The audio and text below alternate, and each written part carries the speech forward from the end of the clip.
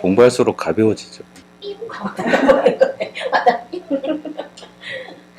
356쪽 테마 31 베스킨 라빈스 저당권 재밌지 않아요? 356쪽에 있는 356쪽. 아니, 일부러 맞출 수가 없지. 그 저당권 내용 바로 위에 대표적인 담보 물건으로서 부동산의 저당권 등기를 하여 그 순위에 따라 우선 변제권을 갖는 대표적인 담보 물건이죠. 근데 여기도 좀 특이한 거 심화학습이니까 알아두시면 좋겠어요. 저당권은 부동산 이외에도 지상권, 전세권에도 저당권을 설정할 수 있어요. 그러니까 권리저당, 아까 권리질권이었잖아요. 권리저당도 가능합니다.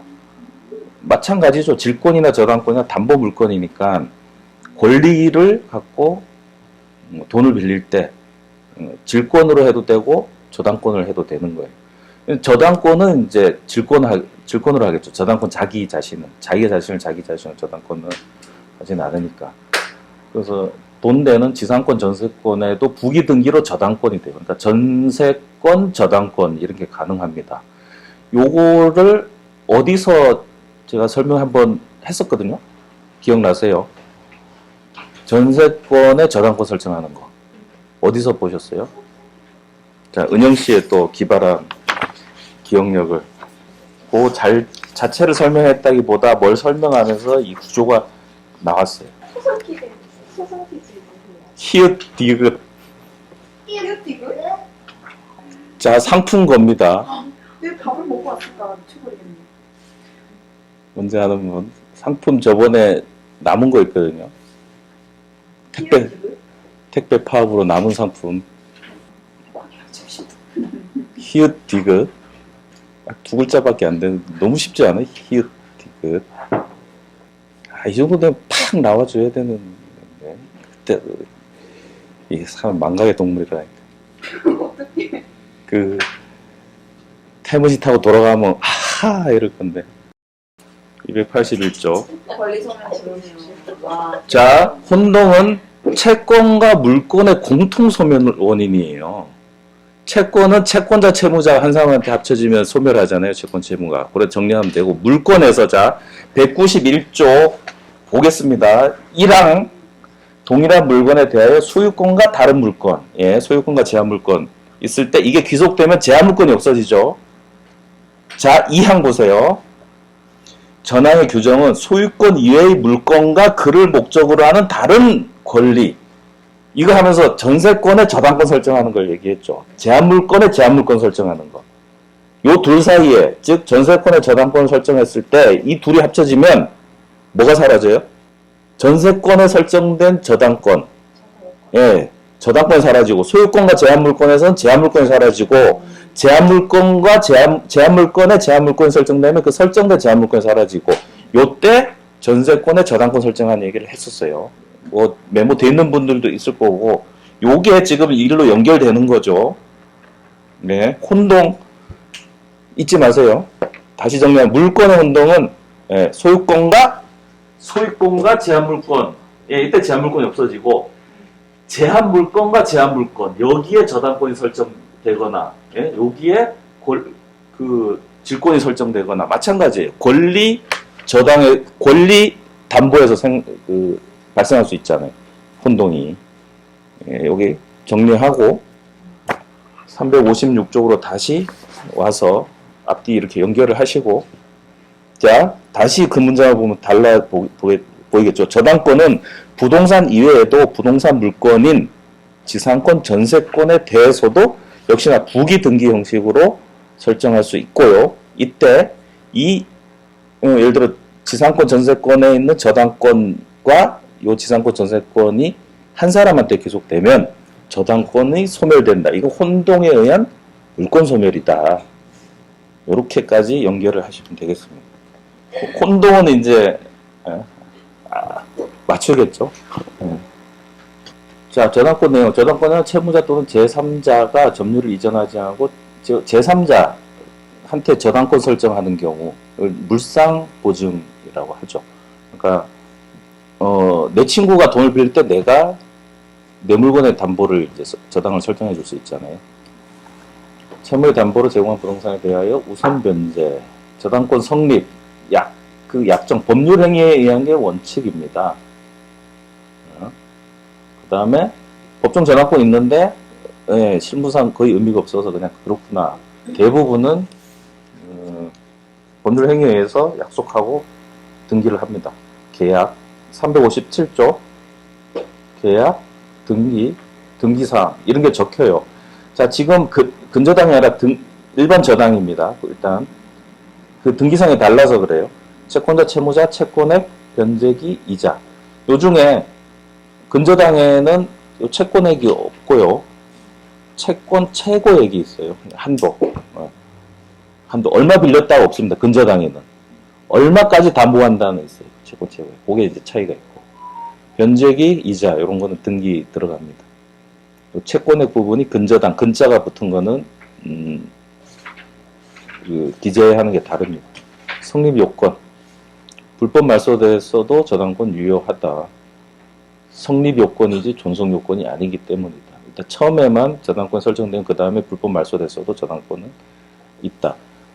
저당권이 없는데 등기가 있으면 그 등기는 무효지만 저당권이 있는 상태에서 등기가 사라진 거는 다시 등기를 입히면 됩니다. 등기 유용, 이해관계자가 없으면 가능합니다. 우리나라는 저당권의 순위 승진 원칙을 적용해요. 그럼 앞에 저당권이 없어지면 내가 올라가. 다른 나라는 그렇지 않은 데도 있어요. 근데 우리나라는 올라가요. 올라가기 때문에 만약에 앞에, 그러니까 뒤에 후순위가 없으면 나만 있다가 없어지면 그 등기 말소 전에 다시 돈을 빌려요. 그러면 그 등기를 그대로 써도 돼. 그게 유용인데 후순위가 있을 때는 그러면 안 되는 거예요. 왜냐하면 내 자리에 이미 후순위가 올라왔기 때문에 등기 유용하면 걔를 또 밀어내려야 되잖아요. 요거는 순위 승진 원칙에 반하기 때문에 안 됩니다. 그래서 등기 유용은 원칙적으로 금지인데 이해관계자 없으면 가능하다. 객체 했죠. 부동산. 그 다음에 권리. 요 두 개. 지상권리. 권리. 피담보 채권, 금전 채권 또는 금전 채권으로 변경될 수 있는, 그러니까 손해배상 채권을 변경될 수 있는 비금전 채권도 담보로 가능합니다. 특정, 장래에 특정됩니다. 금액이. 그 특정할 수 있는 정도만 되면 되고, 조건부 채권, 기한부 채권도 가능하다. 요거는 조건 기한에서도 얘기했어요. 조건 기한이 미정인 동안에도 담보 제공이 가능하다라고 돼 있죠, 조문에. 그거하고 연결되는 겁니다. 또 넘어갑니다. 359쪽.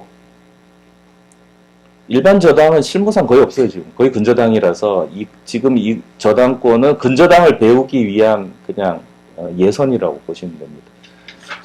저당권 범위. 그러니까 지금 저당권 보면서 마음은 근저당에 가 있는 거예요, 항상. 358조 저당권 효력. 저당권의 효력은 저당 부동산에 부합된 물건과 종물에 미친다. 그러니까 뭐 특별 규정이나 이제 서로 이거는 아니다라고 약속하면 배제되는데 그런 게 없으면 부합된 물건하고 종물에 미친다는 게 무슨 의미냐면 언제 의미가 있냐면 경매 때 의미가 있는 거예요. 경매를 넣었을 때 어디까지가 경매 물건으로 들어가냐는 거죠. 종물 당연히 걔도 경매로 들어가는 거예요. 종물은 별개 물건이잖아요. 별개 물건이지만 처분에 따르기 때문에 일로 들어가는 거예요. 이렇게 안 해놓으면 분쟁이 생기죠.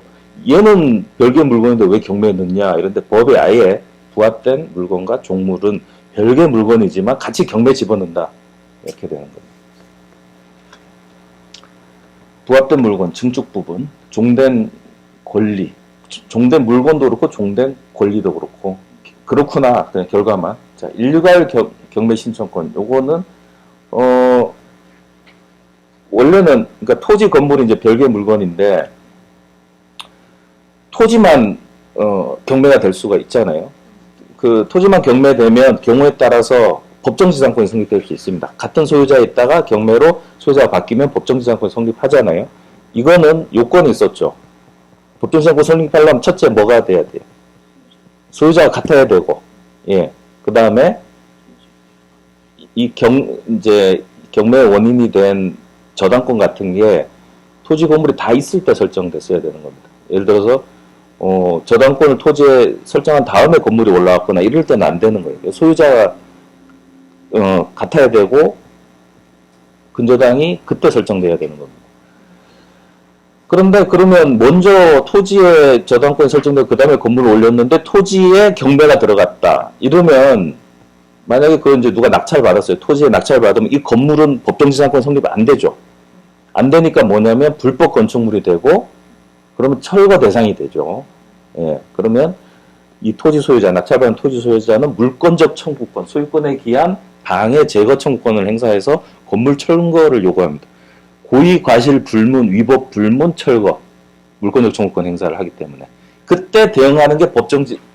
이 소유권에 기한 제거 청구권에 대응할 수 있는 것은 소유권을 제한하는 지상권이 가능한데 그게 없는 거죠. 이제 없으면 소유권에 굴복되는 거잖아요. 예, 그러면 철거 대상입니다. 자, 여기까지는 좋아요. 좋은데 그러면 건물이 너무 좋은 거예요. 막 100억대, 200억대. 이걸 철거하는 게 너무 아깝잖아요. 너무 아깝죠.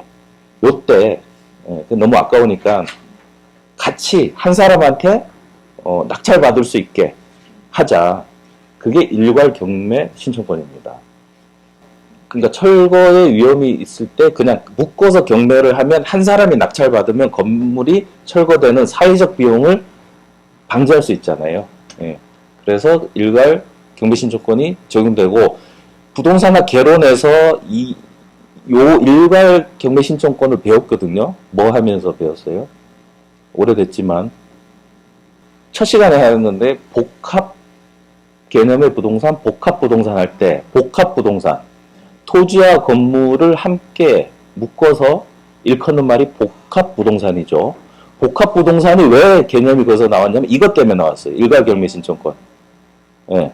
그 다음에 감정평가에서 가치를 따로따로 하는 게 아니라 묶어서 하나로 평가하고 그걸로 경매에서 낙찰가가 결정되죠.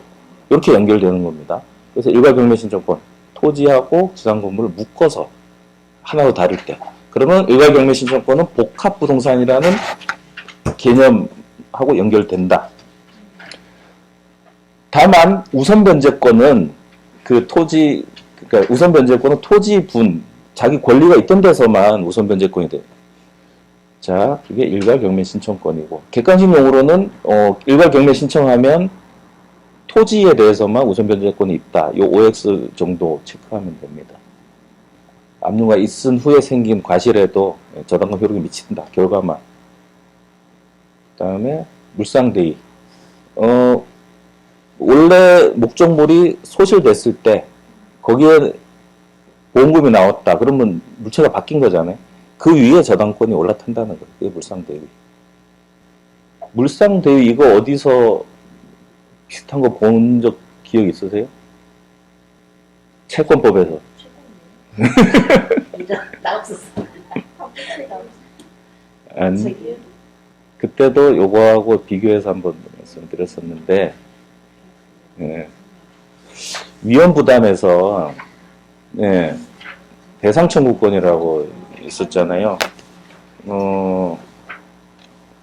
바뀐 거를 청구하는 거. 요거 비슷하잖아요. 이제 그때는 계약법이니까 내가 청구할 수 있는 대상이 바뀐 거잖아요. 그럼 그걸 달라고 하는 게 대상 청구권이고 이 물상대의는 담보 물건이니까 담보 물건이 그 바뀐 물건에 올라탄다는 얘기고 원리는 비슷하죠. 근데 그건 채권법에 따라 해석이 되는 거고 이건 물권법에 따라 담보 물건의 성격에 따라 해석되는 거고 대상 청구권, 물상대의 왜? 뭐 같이 웃읍시다. 나중에 방송에서 좀 지워달래요. 방금 내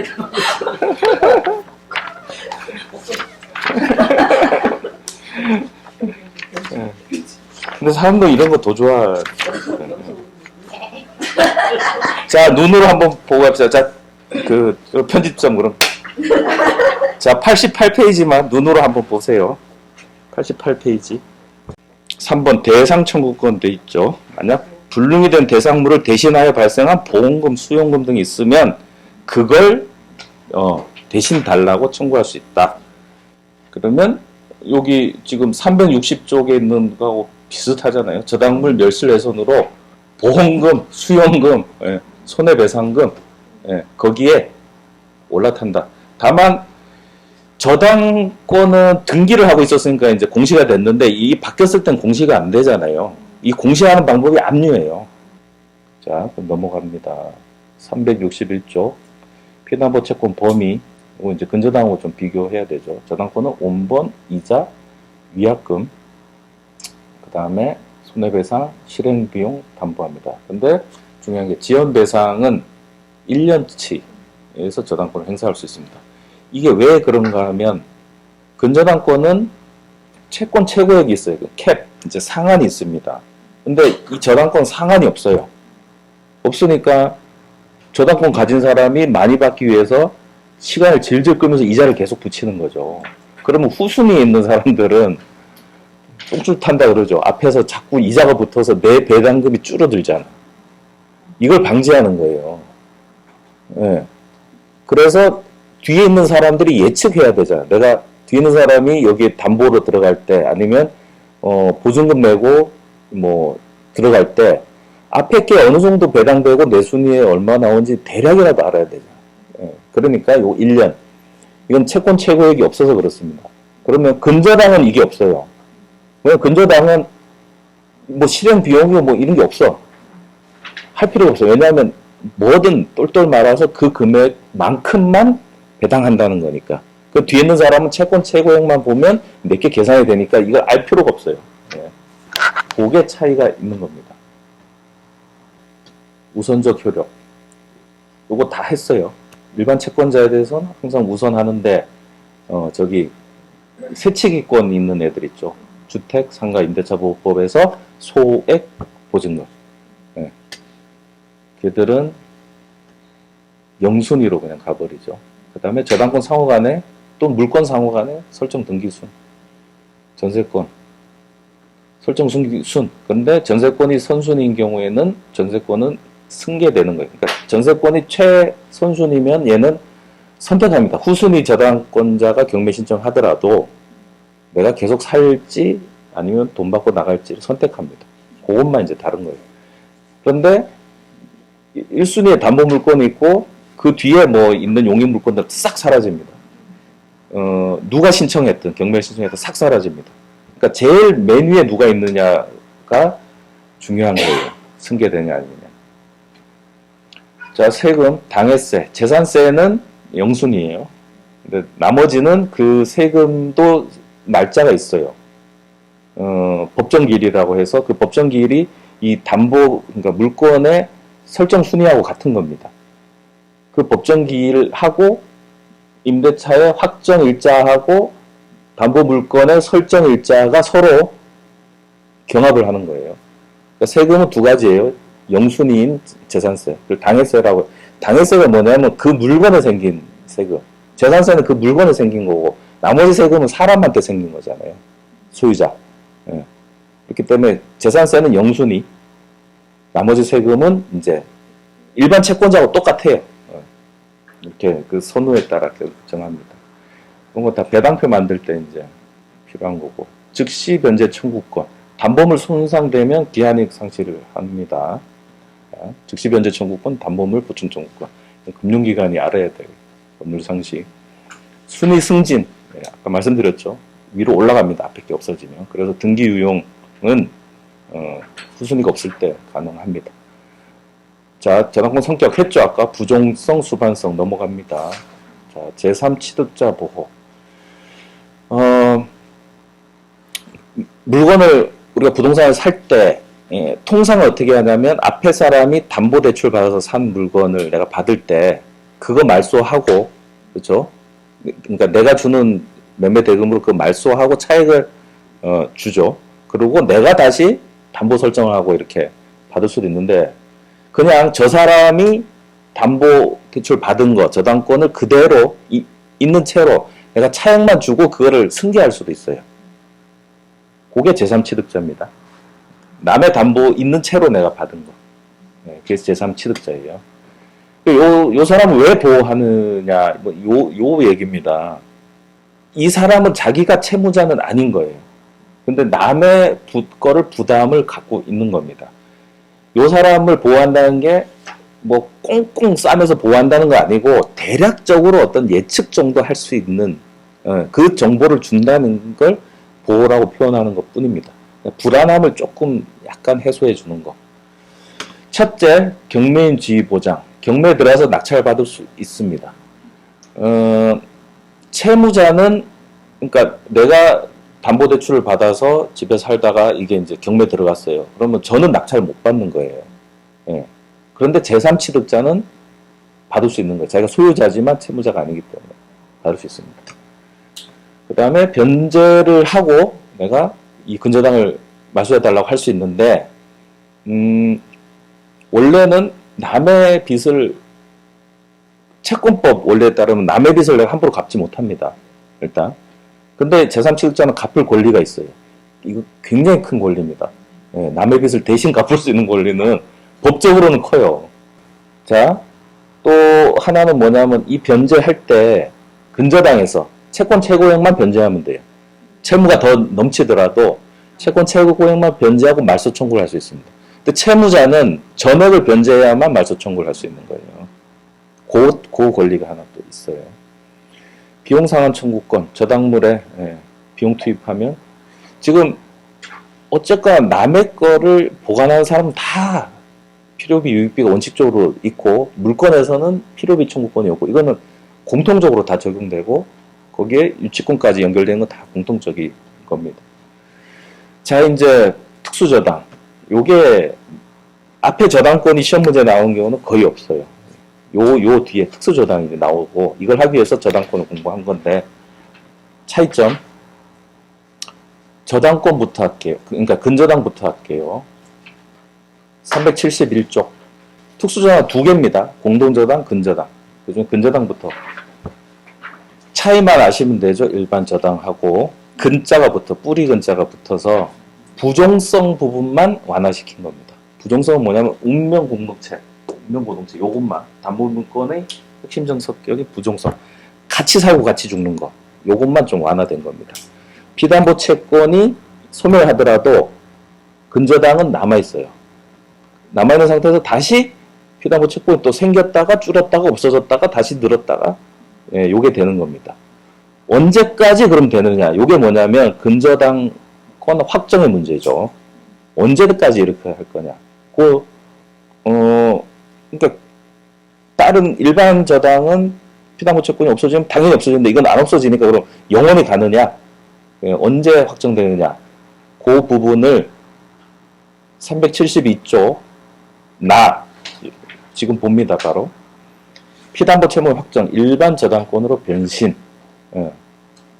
근저당권은 등락을 거듭하다가 운명이 다 되면 확정돼서 일반 저당이 되는데 다음과 같습니다. 존속기간이나 결산기, 도래시.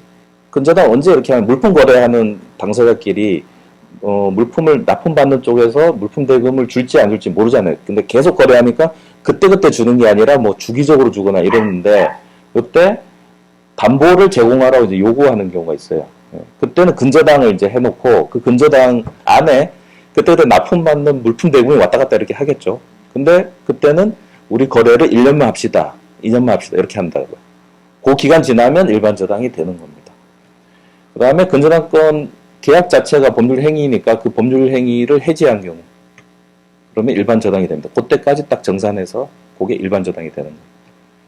그 다음에 뭐 세 번째 마찬가지 해지나 뭐 마찬가지 종료되거나 마찬가지고 파산 선고 시 더 이상 거래를 못하고 금지되죠. 모든 권리 의무는 파산 관제인한테 넘어가기 때문에 그때 특정이 되고 근저당권자는 별채권자로 파산 절차에 그냥 들어가는 겁니다. 그 금액을 가지고 근저당권자의 경매 신청 시 이때 확정돼 버리고 경매 취하해도 확정된 게 다시 근저당이 되는 건 아니에요.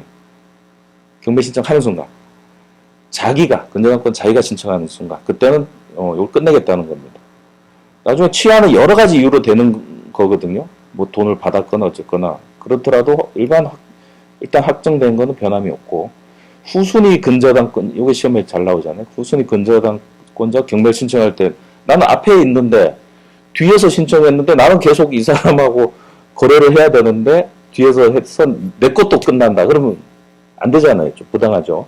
나는 선순위이기 때문에 나는 많은 게 확보되는데 그래서 그때는 뒤에서 신청해서 경매가 진행되든 말든 나의 근저당은 살아 있습니다. 살아 있는데 언제 끝나냐면 더 이상 이 소유자가 아닌 경우, 그러니까 매각대금을 완납하면 민법 187조에 의해서 등기 없이 낙찰자한테 소유권이 바뀌어버리죠.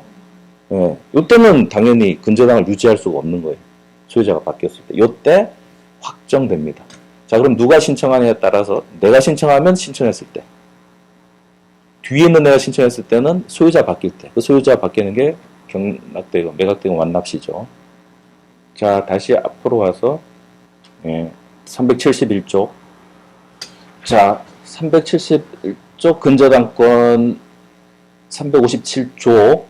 저당권은 그 담보할 채무의 최고액, 이자까지 포함해서 1년치 이런 거 없어요. 원본 이자 포함해서 채권 최고액 정하고, 이게 좀 넉넉하게 정하죠. 그러니까 130% 정도.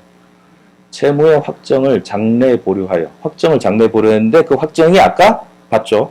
그대로 그대로 보류해서 설정합니다. 이 경우에는 확정될 때까지 채무 소멸 또는 이전은 저당권에 영향을 미치지 않습니다.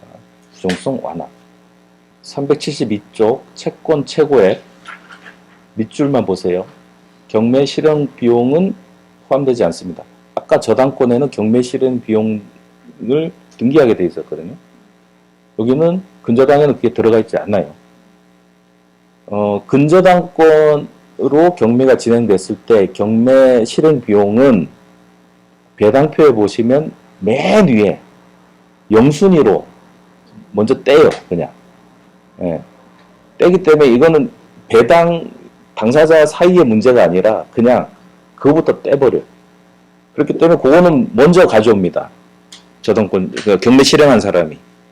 갖고 나머지 갖고 이제 배당 갖는 거예요. 그래서 경매 실행 비용은 포함되지 않는데 아까 일반 저당은 그것까지 저당권에 이제 담보하는 거예요. 그러니까 그건 채권 체결이 없고 늘어날 수 있으니까 뭐 들어가냐 해서 다 넣은 거예요. 그냥.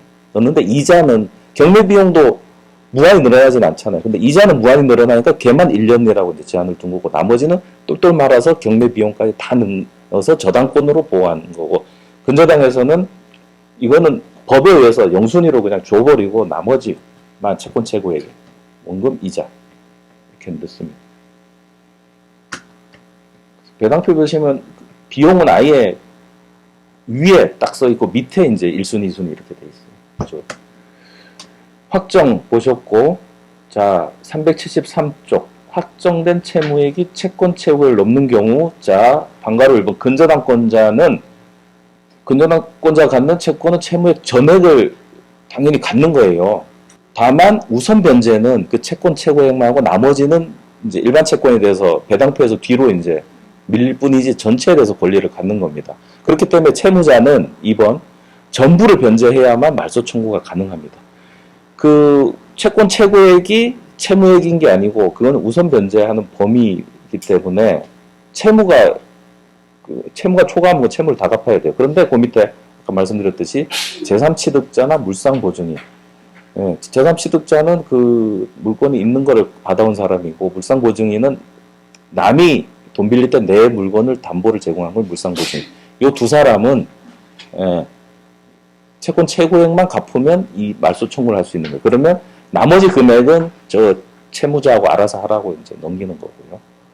그래서 근저당권은 이렇게 특징만 하시면 되고, 이제 공동저당 365일 365 특수저당 중에 공동저당 오늘 하이라이트.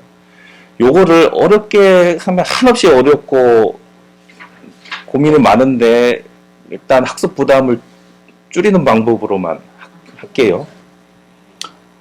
예. 공동저당은 왜냐면 또 실무에서 이 지금 공동저당의 이 배당 문제가 실무적으로 많이 해소가 돼 있어요. 그냥 기술적으로. 그래서 여기에 계산 문제가 진짜 의미가 있는지 모르겠어요. 문제를 안 내는 게 맞는 것 같아요. 왜냐면 법원이 알아서 이런 문제 없게 처리를 잘 해줘요. 왜 우리가 이걸 계산하고 앉아있는지 학문적으로는 의미가 있을지 몰라도. 네. 그래서 좀 무게를 빼셔도 되지 않을까 싶습니다. 이 부분은. 근데 이해를 위해서 하면 채권은 하나인데 담보가 여러 개인 거를 공동저당이라고 합니다. 1억 빌릴 때 집, 토지, 뭐 여러 개의 저당권을 설정하는 거고, 그러면 그 등기부에는 공동저당이라는 취지가 들어가 있어요. 예, 취지가 들어가 있어서 목록을 열어보면 아, 이제 들어왔다 알 수가 있어요. 자, 문제점. 경매를 넣을 때, 자, 여러 개의 이제 저당이 공동적으로 들어있는데 그 물건 입장에서 보면은 독립된 저당권이 다 있는 겁니다. 그래서 경매도 따로 할 수 있고요. 그렇기 때문에 골라잡아 경매가 가능하고 동시에 경매도 신청이 가능합니다. 이렇다 보니까 후순위 권리자 입장에서는 예를 들어서 특정 물건만 먼저 경매를 하면 거기에 있는 후순위 권리자는 배당이 줄어들죠. 거기서 다 가져가 버리니까. 예. 그러니까 경매 신청하는 사람이 동시에 신청하느냐 따로 신청하느냐에 따라서 거기는 후순위 권리자들이 지가 왔다 갔다 하니까 이걸 해소하자 이겁니다. 그냥. 어떻게 해소하느냐, 동시에 했을 때처럼 그냥 돈을 맞춰주자예요. 결국은 동시에 했을 때처럼. 예. 따로따로 하더라도 그럼 따로 했을 때 후순위 권리자가 덜 배당 받는 거는 다른 쪽에서 남을 거 아니에요. 그 남는 거를 주자. 요겁니다. 결론은. 예. 중간 설명 다 이거예요. 그냥 366조 배당 방법 보겠습니다. 배당 방법.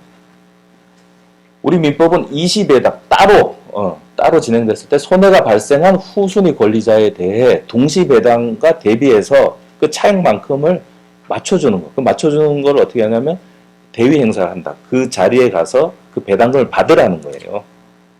동시 배당 시 경매가 비례해서 나누고 20배당 시 차액만큼, 동시 배당했을 때 차액만큼 주는 거고, 추가 문제가 뭐냐면 지금 방금 후순위 애들을 그 돈을 맞춰주는 얘기를 했잖아요.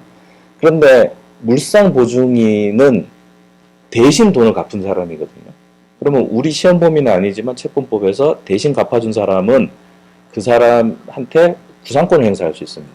그러면 이 물상보증인이 자기 물건이 경매에 들어가 버린 거란 말이에요. 제 빚 때문에. 그러면 그만큼을 얘 채무자한테 받아야 되잖아요. 요 받을 때, 그러니까 그 받는 게 뭐냐면 이 채무자의 다른 물건에 배당으로 들어가는 거란 말이에요. 다른 물건에. 그 배당으로 들어갈 때하고 또 다른 물건에 이제 후순위 권리자도 그쪽으로 올 때 충돌이 일어난다는 거죠. 이거 하나하나 복잡하니까 결론만. 충돌되면 무조건 물상보증인 먼저 준다. 자, 그럼 원칙. 동시배당 때 문제 없어요. 동시배당은 그 가액에 비례해서 배당하면 돼. 요 문제가 나올 가능성이 높아요. 이게 가장 간단한 거. 그냥 금액 비례해서 두 개다 그러면 뭐 하나는 6억에 낙찰, 하나는 3억에 낙찰됐다. 그럼 2대1이잖아요. 예, 2대1로 돈을 갚으면 돼요. 그 각각 이제 배당을 주면 돼요. 요게 시험에 나올 가능성이 높고, 20배당은 요 배당 때 계산한 금액에 모자르면 그 모자란 걸 그냥 주면 돼요. 근데 모자란 걸 줄 때 그 모자란 걸 주려고 했더니 물상보증인이 구상권 행사한다. 그럼 물상보증인한테 그 돈을 먼저 줘. 요거예요. 딱 일단 원리. 자, 끝났어요. 이제 요걸 계산하는 것만 남은 거예요. 이제 원리는 이거예요. 눈으로 보겠습니다. 연습 사례. 가장 기본형. 주택 임야. 공동저당으로 9천 빌렸어요. 자, 문제. 못 갚아서 우리 은행이 저당권 실행했는데 주택은 1억 8천, 임야는 9천. 그럼 2대1이잖아요. 2대1이니까 나는 이제 9천만 원. 9천만 원을 2대1로 나누면 6천 3천이니까 배당에 거기 368쪽 위에 자, 주택 1순위에 9천 설정이 돼 있어요. 2순위에는 신한은행의 임야만 5천 돼 있고 낙찰 비율이 2대1이죠. 2대1을 이제 굳이 계산하면 3분의 2, 3분의 1이 됩니다. 자, 배당, 요거 1순위 배당 요겁니다. 그러면 2대1로, 9천만 원을 2대1로 하니까 6천, 3천. 그러면 낙찰된 금액 1억 8천에서 6천을 빼니까 1억 2천이 남고 이쪽은. 저기는 9천 낙찰됐는데 3천을 줬으니까 6천이 남죠. 그럼 신한은행은 6천 남은 거 갖고 자기의 5천을 가져가게 되는 거고요. 요게 이제 기본, 사실 막 복잡하면 요거 하나만 그냥 알아두세요. 낙찰 비율에 따라 그 대출금을 나눠주면 돼요. 자, 문제 2번. 요거는 이제 20배당 때. 그러면 동시배당 때는 이렇게 계산돼서 신한은행이 5천을 가져갔잖아요. 그런데 20배당이 된다는 것은 임야를 먼저 해버리면 임야가 9천에 낙찰돼서 9천을 다 갚으니까 임야에 남는 돈이 없잖아요. 그럼 신한은행은 제로죠. 369쪽 맨 위에. 그러니까 위하고 같은 건데 임야가 먼저 경매돼 버리니까 신한은행은 받을 게 없어요. 그러니까 신한은행은 원래는 동시배당 때 5천만 원 받을 수 있었는데 못 받았잖아요. 그러면 그 5천만 원을 저쪽 주택에 가서 배당을 받는 겁니다. 네. 여기 20배당 때. 그럼 결국 신한은행은 동시배당이나 20배당에 5천을 받는데 여기서 받느냐 저기서 받느냐만 차이가 있다. 이게 동시배당, 20배당. 조금 여유되면 요까지 이제 공부하시고. 자, 물상 보증인이 있다. 예. 이때는 저를 위해서 누군가가 김영숙 분이 이제 담보를 제공해 준 거예요. 그러니까 그런데 요 담보가 하필 경매돼서 김영숙 씨는 자기 집을 날렸잖아요. 그 날린 걸 저한테 받아야 되니까 저의 다른 재산 경매될 때 들어간 거예요. 들어갔더니 거기서 다른 돼 있던 후순위자가 자기도 오겠다는 거예요. 그러니까 순서가 주택 먼저, 그 다음에 임야, 그 다음에 내 주택 이래 됐는데 김영숙 씨가 먼저 되고 그 다음에 임야가 그 다음에 되다 보니까 임야에 있는 후순위 애들이 못 받아서 그게 다 어디 몰렸냐? 주택에 다 몰린 거예요. 예, 서로 받겠다고. 자, 이 충돌될 때 누구를 주냐? 결론만 물상보증이 먼저 줘라. 끝.